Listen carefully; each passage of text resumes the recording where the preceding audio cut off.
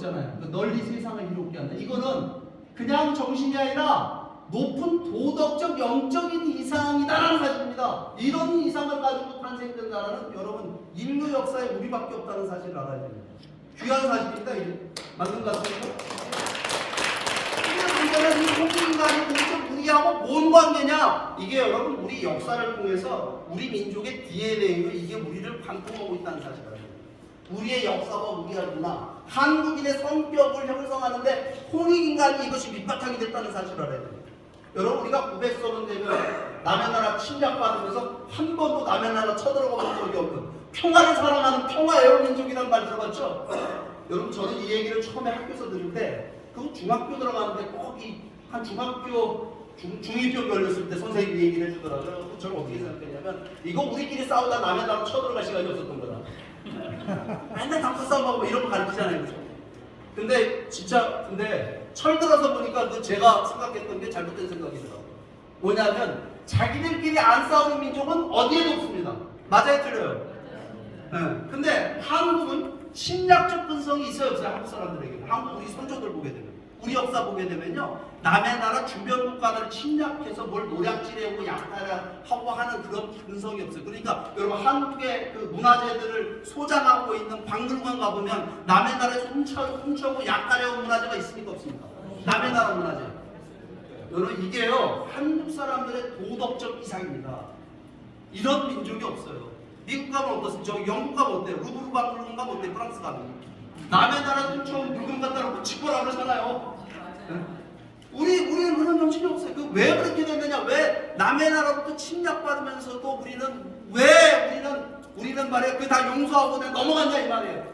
왜냐면요, 그 요즘 역사가들이 쭉 연구해서 발표했는데 그 얘기다. 한국 사람들이 우리 선조들이 종교를 잘 믿었습니다. 한국 사람들처럼 지독하게 종교 잘 믿는 민족이 있습니까? 없습니까? 없어요. 유불선 불교 받아들여갖고 불교 이상국가 만들려고 노력한다. 그러니까 여러분 절 이름에 나라 국자 들어가 있지 않아요? 불국사, 한국사 맞습니까? 틀립니까? 그러니까 우리는 어떻게 불교를 믿었느냐 하면요, 역사를 보게 되면 석가모니의 도덕적 이상이 실현된 나라를 만들려고 했습니다. 그냥 한 사람이 무슨 해탈해갖고 무슨 극락왕생하는 것이 불교의 목표가 아니라 석가모니의 도덕적 이상을 실천하고 실행해서 그 이상이 실현된 도의사회를 실현하려고 했던 것이 우리 선조들의 목표였습니다. 제 말이 맞는 것 같아요? 틀린 것 같아요? 그러니까 외적들이 쳐들어오면 누가 나가 싸웠습니까? 승려들이 나가 싸웠다고 우리 불교를 뭐라고 부릅니까? 호국불교를. 왜 호국불교가 됐냐면요, 우리 불교의 전통은 뭐냐면 그냥 불교만을 위한, 종교만을 위한 불교가 아니라 그 불교의 석가모니의 도덕적 이상이 실현된 그런 도덕적 이상이 실현된 나라를 만들려고 노력했다. 여러분 불교만 갖고 있겠습니까? 우리가 조선시대 들어가고 유교 받아들여갖고 뭐 했어요? 공자님의 도덕적 이상이 실현된 나라 만들려고 노력 안 했습니까? 제 말이 많이 틀려요. 여기 여러분 광화문요 4대문 한번 걸어 다녀 보세요. 그냥 말로 인이예지 신, 그죠? 이 공자님의 도덕적 이상이 실현되는 도성을 만들고 그런 왕조 정치를 펼치고 그렇지 않습니까? 그러니까 무슨 뭐예요? 조선 경국대전 같은 거를 만들어갖고 왕의 권한을 통제하고 권력을 견제와 균형의 원리에 의하고 뭘 논의하느냐? 백성들을 위한 정치를 펼친다면 백성들을 위한다는 정치의 이념을 뭐라고 얘기합니까? 민본주의라고 안 합니까? 여러분 이런 정치 실험을 한 나라가 있어요, 없어요? 없다는 사실을 알아요. 그러니까 우리는 보게 되면 우리 민족 안에 흐르고 있는 우리가 모르는 우리의 DNA, 우리의 핏줄 안에 뭐가 숨겨져 있냐 하면은요, 도덕적 이상주의를 실현하려고 하는 남다른 우리 민족만의 특성이 있다는 사실을 알아야 됩니다. 그 말이 맞는 것 같아요? 틀린 것 같아요? 맞죠? 그 다음에 우리 한번 문화를 보자고요. 한국 사람들처럼 가족을 소중하게 여기는 민족이 있는 줄 아십니까? 그죠? 대가족 문화의 전통. 여기 계신 여러분들이 아마 다 고향 그러면 다 뭐가 생각나십니까? 제 세대는 좀 덜한데 여기 우리 할머니 할아버님 세대들은 아마 고향 그러면 집성촌이었을 거예요. 그죠? 우리 서울시 문중이 같이 사는 동네. 그냥 만들어진 거 아닙니다. 역사 공부해 보면요, 공자님의 이상이라고 하는 건 대동세계를 실현하는 거였답니다. 모두가 다 가족처럼 사는 세상. 그 실현하기 위해서 뭘 만드냐면 모두가 가족처럼 살아야 되니까 일가 친척이 모여서 사는 타운, 마을을 만드는 게 목표였습니다. 그게 여러분 조선시대 들어서 갖고 그 성리학 이념을 실현하기 위해서 여러분 사회 시스템을 개조를 합니다. 그게 여러분 조선 중기에 와가지고서 완료가 되어갖고 집성준이 만들어지는 거예요. 무슨 말인지 알겠어요? 그러니까 여러분 나가서 우리가 모든 우리의 한국 사람들의 언어적 전통이 어떻게 되어 있냐면요. 나이 많은 무조건 아저씨, 아주머니래요. 아저씨, 아주머니가 뭐예요? 이게 여러분 가족 간의 호칭이죠? 맞잖아요, 그죠? 식당에서 밥 먹다가 반찬 떨어지면 이모 반찬 좀 더 갖다 줘. 안 그럽니까? 여기 계신 여러분들 여기 지금 오늘 잠깐 만나셨지만 며칠 같이 만나면 여기 가서 한주 어딥니까? 여기 식당 가갖고 뭐 술이라도 한잔 마시고 나면 뭐 얘기해? 나이 물어보지 않아? 몇 년생입니까? 무슨 띠입니까? 물어보고 동갑이면 친구 먹고 나이 많으면 형님 동생보다 여러분 호칭 정리 안 합니까? 맞잖아요, 그죠? 여러분 우리나라 사람들처럼 여러분 가족 제도를 중심한 언어 체계가 만들어진 나라는 전 세계 아무데도 없습니다. 그러니까 여러분 한국 사람들은 여러분 윤리의식의 기본을 뭘로 보고 있냐면요. 나이값이란다, 나이값. 나이값을 못하면 사람이 아니라는 거예요. 나이값을 어떻게 해야 되는 줄 아세요? 식당에 가서 밥을 사세요. 나이값을 하는 겁니다. 얻어먹으면 나이값 하는 거예요, 못하는 거예요? 못하는 겁니다. 사람 놀이가 아니고. 여러분 이게 한국 사람이 갖고 있는. 근데 그게 지금까지도 몇몇이 내려와가지고 자식을 위해서 목숨 거는 사람들이 한국 사람들 아닙니까? 여러분 대한민국이 여러분 어떻게 경제 망조를 이뤘습니까? 우리가 여러분 대학을 상가탑이라고 안 하고 무골탑이라고 안 그랬어요? 논 팔고 소 팔고 여러분 부모님들이 자식을 위해서 모든 것을 희생해갖고 자식 교육을 위해서 모든 걸 목숨 바치는 부모들의 전통이 오늘 우리 부모들의 전통입니다. 그러니까 무슨 이게 효사상이라는 게 보면 자식들이 부모를 공경하는 걸로만 아는데 여러분 그거 아니에요. 뭐냐면요, 우리나라의 효사상은 뭘 기초로 하고 있냐면 부모가 자식을 대하는 부모의 도리가 대단히 중요한 겁니다. 맞습니까? 틀립니까? 그러니까 우리 부모들을 생각해보면 우리 옛날 손주들 생각, 우리 문화 이 사극 같은 데 보게 되면 우리 부모들이 자식 앞에서 굉장히 조심합니다. 체면 예의를 갖추려고 그래요. 왠지 아세요?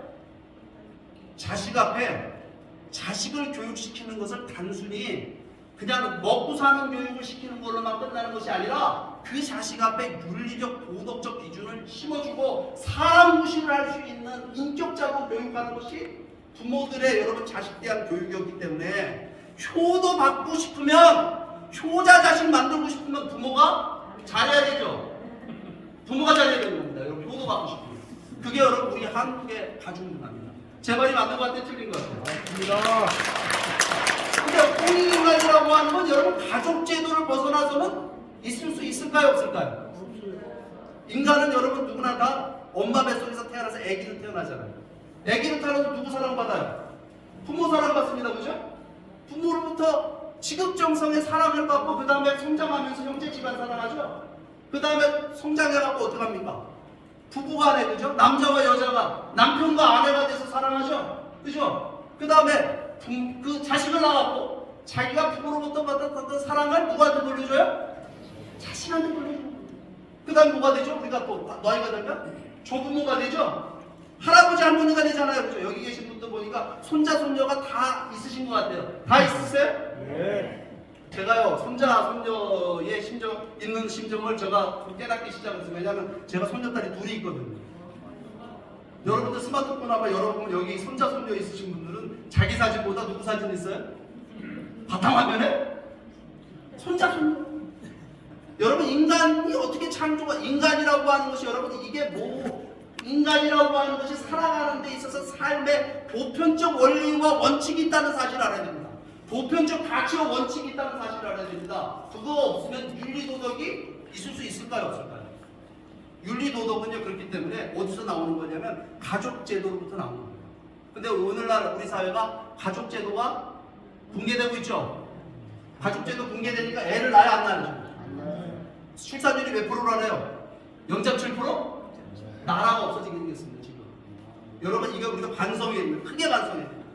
우리 문화의 가장 아름다운 정신은 홍익인간이지만 그 홍익인간 정신을 실현할 수 있는 이타적인 삶, 위하는 삶을 실천할 수 있는 가족제도가 여러분 지금 대한민국 사회에 사라지고 있다고 하는 건요 근본적으로 우리 민족의 정체성이 사라지고 있는 걸 의미하는 겁니다.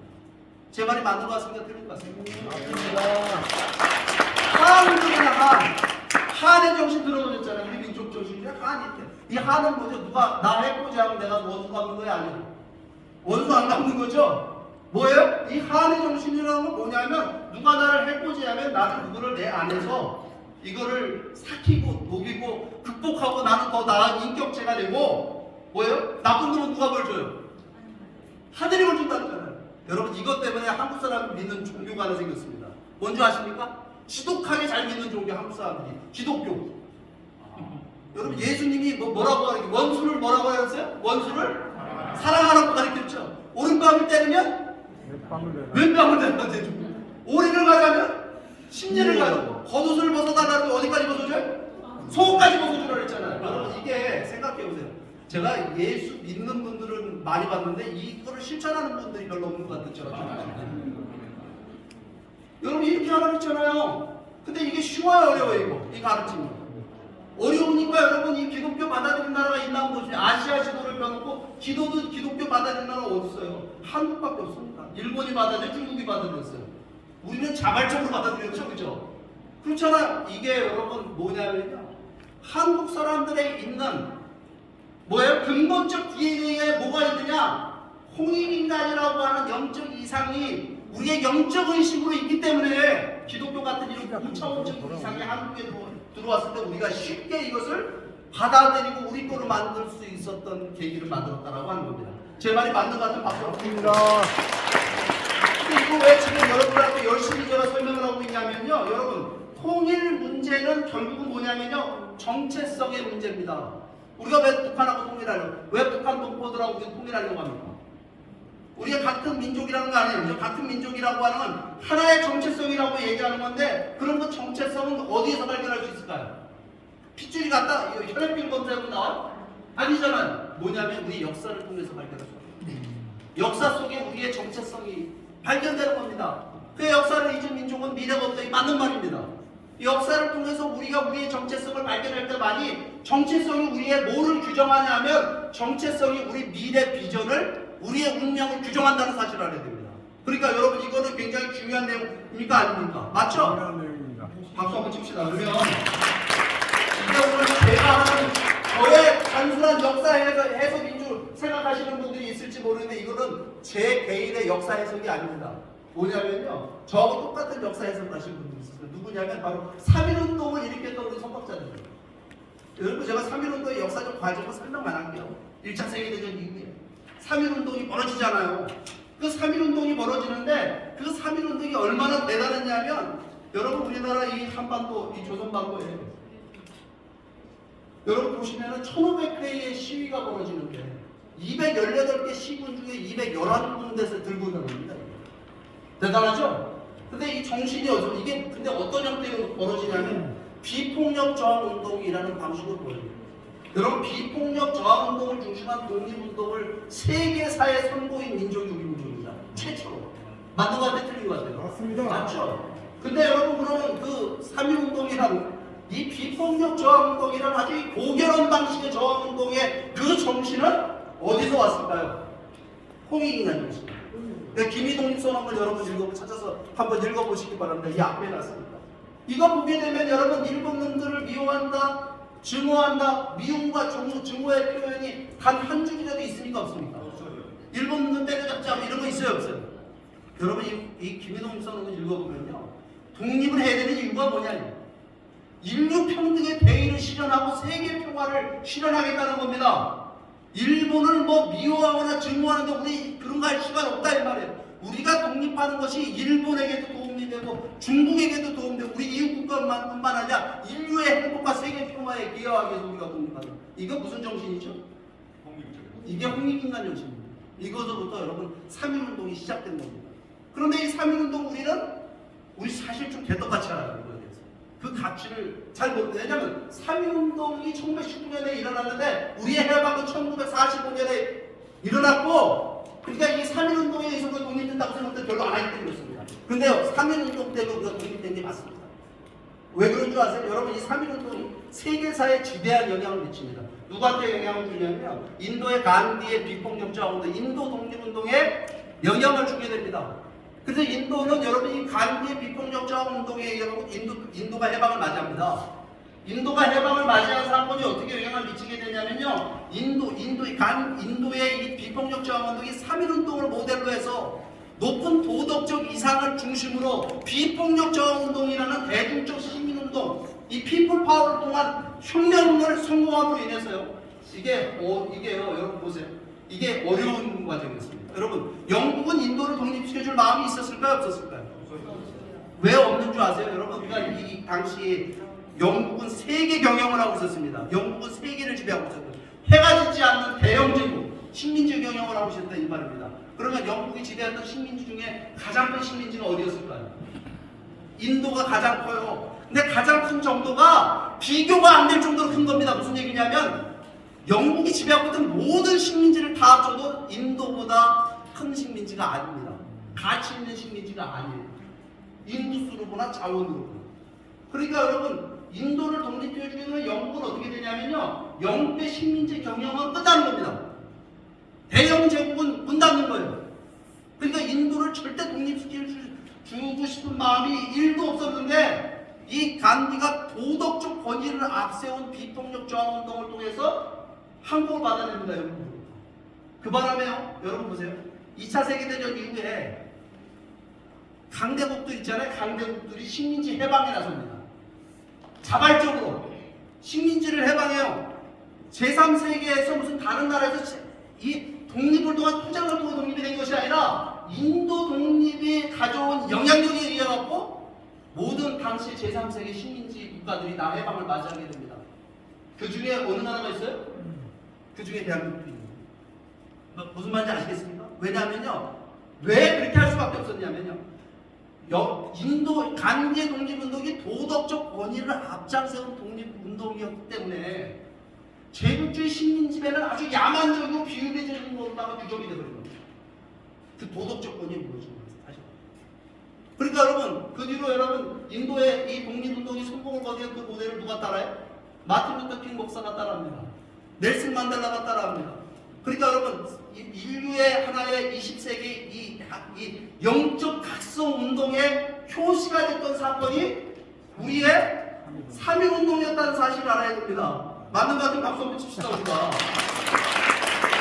3.1운동의 정신하에 우리가 만들어진 여러분 임시정부 만들잖아요. 그죠? 3.1운동 끝나죠. 대한민국 임시정부. 그 대한민국 임시정부의 여러분 대한민국 임시정부의 건국 강령에 있는 대한민국 임시정부의 건국 정신은 뭡니까? 홍익인간입니다. 홍익인간 이화 세계가 대한민국 임시정부의 건국 강령에 있는 우리의 건국 정신입니다.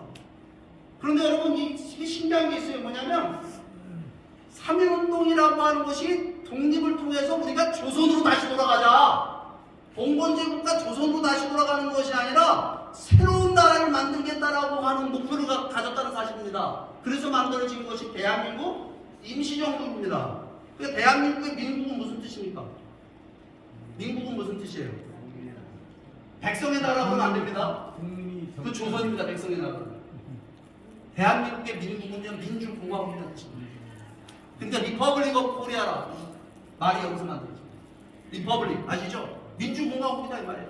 그러니까 우리가 상해 임시정부가 3.1운동의 결과 만들어지게 되는데 그 상해 임시정부가 지향했던 독립의 이상은 우리 민족의 민족적 정체성을 기초로 한 홍익인간 이화세계를 구현하는 것이 우리의 건국의 목표인데 그것을 실현하는 정치제도는 뭐냐? 서구식 근대식 민주공화국이다 이 말입니다. 이거 누가 영향을 줬을까요 여러분? 이 상해 임시정부에 이거 누가 영향을 줘서 이런 민주공화국의 아이디어가 우리 선조들에게 들어갔을까요? 여러분 그거 알아야 됩니다. 우리의 독립운동 역사를 보게 되면 우리 한국 사람들은 중국에서 일어났던 독립운동을 되게 크게 보거든요. 봉오동 전투, 청산리 전투 이런 얘기만 하잖아요. 그죠? 한일 무장투쟁. 근데 여러분 독립을 우리는 중국이 독립시켜줬어요? 미국이 독립시켜줬어요? 근데 왜 미국에서 일어났던 독립운동에는 주목하는 거예요? 여러분 이 상해 임시정부가 민주공화국을 실현한다라고 하는 이상은 어디서 왔을까요? 누가 영감을 불어넣어줬을까요? 이거? 미주지역 독립운동가 세력들이 영감을 불어준 겁니다. 대표적으로 이승만 박사, 안창호 선생 이런 분들이, 서재필 박사 이런 분들. 여러분 이게 우리 역사의 여러분 분수령과 같은 겁니다. 그러니까 대한민국 임시정부가 탄생이 돼서 결국 우리가 여러분 이 독립운동을 이어나오다가 45년 해방을 맞이했잖아요. 그죠? 맞이했는데 어떻게 됐어요? 우리가 좌우로 분열됩니다. 누가 분열돼요? 독립운동가 세력들이 분열됐던 겁니다. 당시에. 우리 독립운동가 세력들이 분열 안 됐으면 우리가 분단됐을까요? 안 됐을까요? 분열된 게 뭐가 분열된 거냐면요. 독립을 통해서 어떤 나라를 실현할 것이냐는 독립국가의 비전이 분열된 겁니다. 민주주의 국가 실현할 것이냐, 공산주의 국가 실현할 것이냐. 그러니까 여러분 이승만 박사를 중심으로 남한에는 대한민국이 정부가 설 때 북한에 48년대 뭐가 만들어졌어요? 소련 스탈린식의 소련의 스탈린 그 주의를 따라 배운 김일성에 의해서 조선민주주의인민공화국 북한이 만들어진 거 아닙니까? 이게 우리 분단의 시작입니다. 그러니까 분단의 원인은 뭐냐면요. 독립을 통해서 어떤 나라를 실현할 것이냐라고 하는 데 있어서의 그 코리안 드림이 분열됨으로 인해서 이렇게 여러분 우리가 분단되게 된 거예요.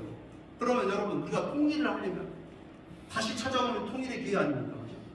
그럼 뭘 우리가 만들어야 될까요? 뭐부터 해야 될까요? 통일을 통해서 어떤 나라를 실현할 것이냐는 우리 민족의 통일의 꿈과 비전을 하나로 만드는 일을 우리가 해나가야 된다고 봅니다. 제 말이 맞는 것 같아요? 틀린 것 같아요? 맞습니다.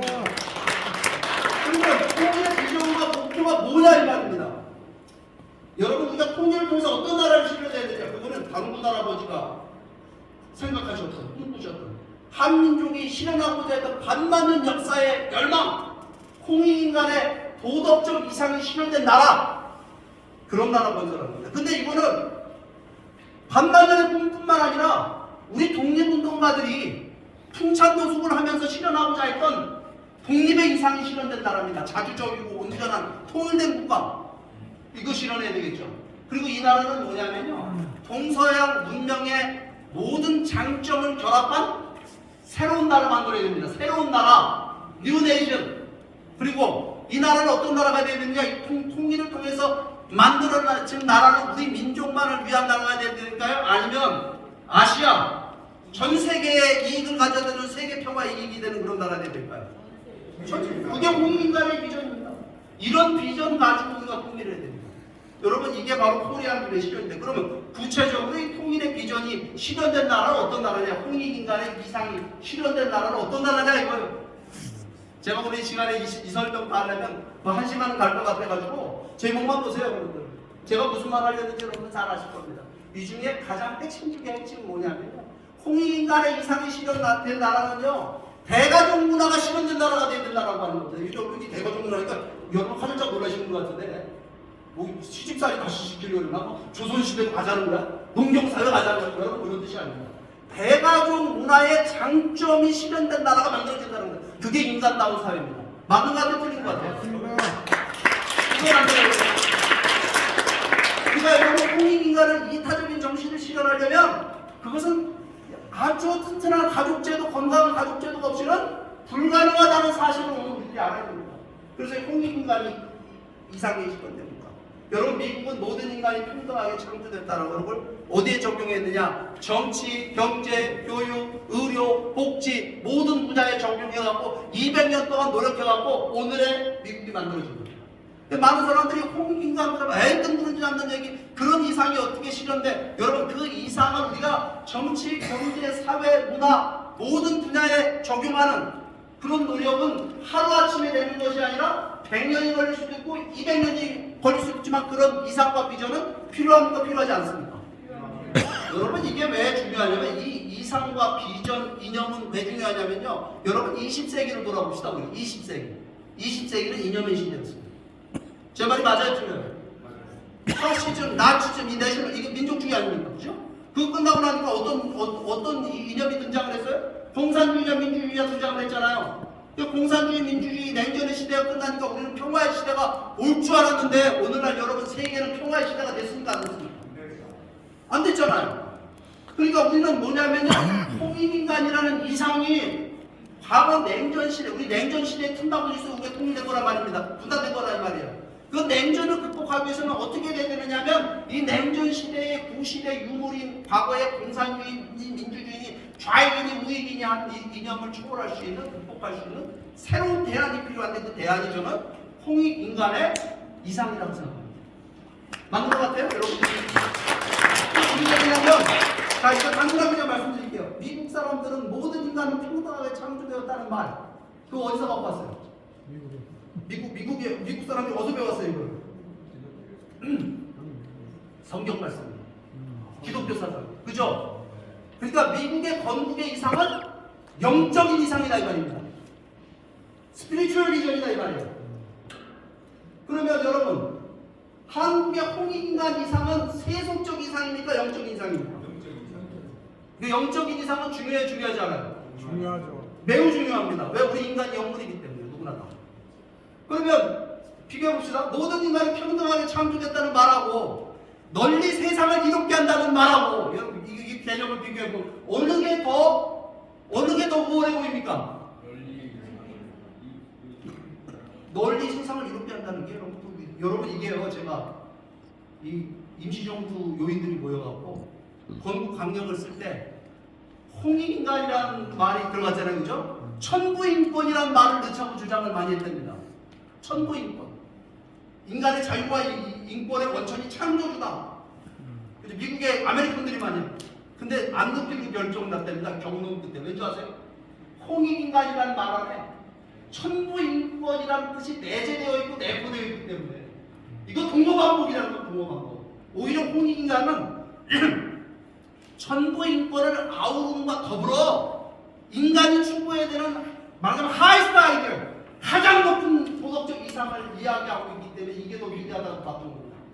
그러니까 여러분 이거 더 멋지지 않아요? 이거를 중심으로 우리가 여러분 새로운 통일된 국가를 실현한다고 한다면 우리는 뭐냐면요, 새로운 나라를 실현하게 됩니다. 전 세계 인류 역사에 존재하지 않았던 새로운 문명 국가를 실현하는 우리가 계기가 될 수 있다라고 하는 겁니다. 그런데 우리가 한번 오늘의 세계를 다시 한번 짚어보자고요. 세계화가 진행되면서 여러분 지금 어떻게 되고 있습니까? 우리가 교통통신이 발달되고 세계가 일일 생활권이 돼갖고 막 뭐 마음대로 날아갈 수 있는 과학 문명이 발달하긴 했지만 오늘날 세계가 얼마나 많은 문제가 있어요. 그렇죠? 세계가 정말 많은 문제가 있다라고 하는 거예요. 근데 이런 문제가 많은 혼란의 세계 속에 이 또 뭡니까? 복제국가들이 등장하고 있습니다. 이 기술력을 앞세운 이 강력한 복제국가들이, 통제주의 집단들이 지금 등장하고 있다고 해요.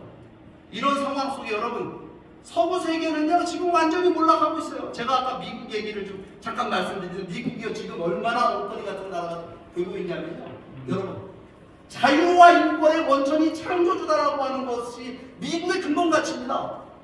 그 얘기는 무슨 얘기예요? 여러분 이걸 다시 해석을 하면 이런 겁니다. 인간이 살아야 되는 도덕적, 윤리적 원칙, 근본 가치도 누구로부터 오는 겁니까? 이것도 창조주로부터 오는 겁니다. 그러니까 인간이 지키고 살아가는 불변의 보편적 원칙과 가치, 도덕적, 윤리적인 원칙들이 존재한다라고 하는 겁니다. 이 얘기는 미국이 바로 이 건국의 이상한 걸 내포하고 있는 겁니다. 그런데 여러분 미국이요 지금 어떻게 가고 있는지 아세요? 남자와 여자의 성이 생물학적으로 결정되는 거 아니고 자기가 결정할 수 있다는 거예요. 제가 남자입니다 제가. 근데 오늘 기분이 여자 같아. 그럼 나는 오늘부터 여자야. 근데 누군가 나를 갖다 남자를 자꾸 불러. 그러면 그 사람 제가 명예훼손 뭐 차별? 그걸 고소할 수 있어. 심지어 어디까지 가고 있냐면 미국에 등장한 이 소위 워키즘이라는 게 있습니다. 뭐라고 했냐면 아동들도 자기 성을 결정할 수 있답니다. 이게요 얼마나 웃기는 얘기입니까? 아동들 8살, 10살짜리가 고추 달고 태어난 남자애가 나 오늘 느낌이 나 이제부터 여자 할래 그러면 여자 할 수 있는 겁니다. 부모가 만족 못하게. 이런 걸 주장하는 여러분 이게 워키즘인데 미국에 지금 있잖아요. 동성애라든가 이런 걸 지지하는 미국의 유권자가 40%가 넘는다는 사실을 알아요. 이거를 여러분 그걸로 끝내지 않고요. 세계에 수출하려고 담겨듭니다. 이거 가지고 지금. 이게 인권의 개념이 되버렸어요 지금. 근데 여러분 한번 생각해보세요. 이렇게 가면 여러분이 어떻게 될 것 같습니까? 이렇게 가면 이게 전부 네오막시즘. 요즘 말하자면 이 좌파 이데올로기 공산주의 마르크스주의는 사라졌지만 이게 어떤 상관형 문화형 막스즘으로 들어가고 지금 여러분 세계를요 완전히 혼란의 세계로 만들고 있는데 이 서구 사회가 여기에 완전히 무력합니다. 제 말이 맞는 것 같아요? 틀린 것 같아요? 이 젠더 문제가 미국 정치사에 굉장히 중요한 이슈가 되고 있습니다. 근데 젠더 문제는요 지금 한국도 앞으로 몇 년 사이에 가장 중요한 정치적 이슈가 될 겁니다. 여기 계신 목사님 여러분도 어떻게 생각하세요? 이거 이상 세계가 올까요? 이렇게 되면 세상은요 이렇게 가면요 혼돈의 세계가 돼버리고 말 거라는 거예요. 지금 세계는요 우리가 인류 문명의 교차점 속에 서 있다는 하는 사실 알아야 돼요. 우리가 정말 갈등과 혼돈의 시대로 갈 거냐 아니면 평화 번영의 시대로 갈 거냐, 이 교차점 위에 여러분 한반도 통일이 시사하는 것은 굉장히 크다는 사실을 알아야 됩니다.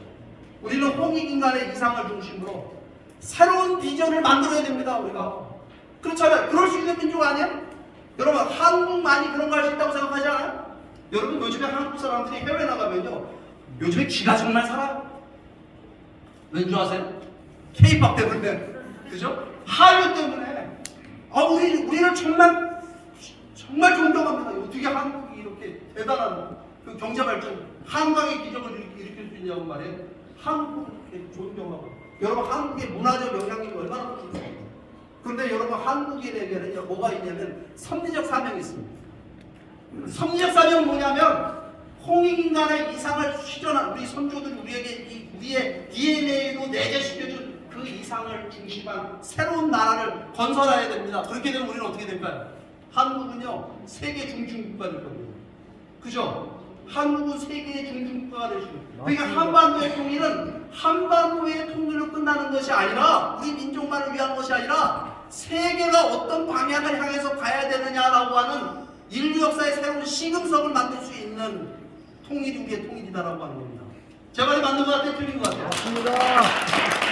여러분, 제가 아까 미국의 전략적 이익이 뭐냐 이거 질문했죠. 첫 번째 강의.